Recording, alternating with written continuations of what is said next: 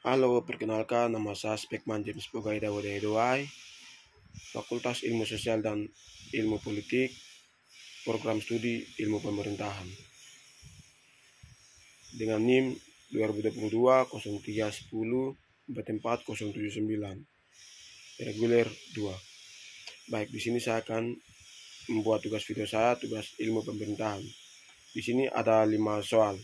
Soal yang pertama, jelaskan pengertian pemerintahan secara luas dan sempit. Baik, di sini secara luas, pemerintahan secara luas juga diartikan adalah segala urusan yang dilakukan oleh negara dalam menyelenggarakan kesejahteraan rakyatnya dan kepentingan negara sendiri.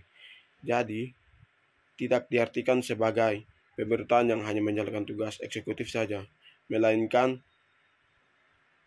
juga meliputi tugas-tugas lainnya termasuk legislatif dan yudikatif.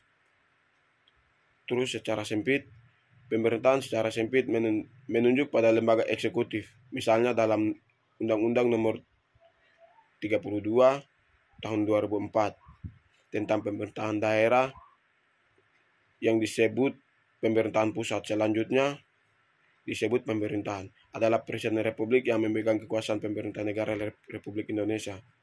Terus soal yang kedua, jelaskan pendapat saudara mengapa pemerintahan dikatakan sebagai kebutuhan. Karena pemerintah memberikan pelayanan terbaik untuk memenuhi kebutuhan masyarakat di semua sektor. Masyarakat akan dapat berdiri sendiri, memenuhi kebutuhan tanpa adanya pemerintah yang memberikan pelayanan. Terus, soal yang ketiga, mengapa pemerintahan dikatakan sebagai ilmu pengetahuan? Ya, karena memiliki metodologi atau filsafat ilmuwan memiliki guna atau manfaat, yaitu untuk kesejahteraan masyarakat. Terus soal yang keempat, jelaskan pengertian kekuasaan dan sumber-sumber kekuasaan.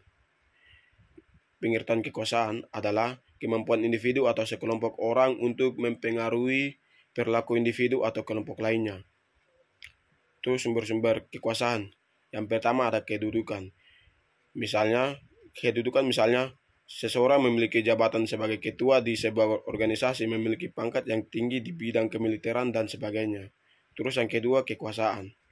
Kekuasaan, jika kekuasaan yang dimiliki oleh seseorang bisa menentukan apakah seseorang itu bisa berkuasa atau tidak pada umumnya. Seseorang yang kaya dapat menguasai seorang politikus. Terus yang ketiga adalah kepercayaan atau agama.